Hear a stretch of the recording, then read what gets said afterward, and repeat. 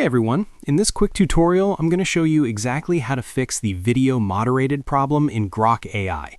So if your videos keep getting blocked or flagged, follow along step by step to solve it. Alright, let's dive in. First, check your internet connection. If you're using Wi-Fi, try switching to mobile data. If you're on mobile data, switch to Wi-Fi.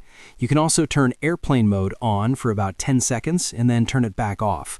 A weak or unstable connection can sometimes trigger the video moderated error.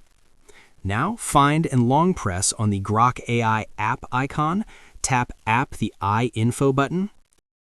From here, tap Force Stop to make sure the app is fully closed. Next, let's clear out any corrupted files. In the same app info menu, tap on Storage. First, tap Clear Data, then choose Clear Cache and press OK to confirm. This removes any temporary files or corrupted data that might be causing the moderation error. Next, open the Play Store on your phone. Now, tap on the search bar and type Grok AI.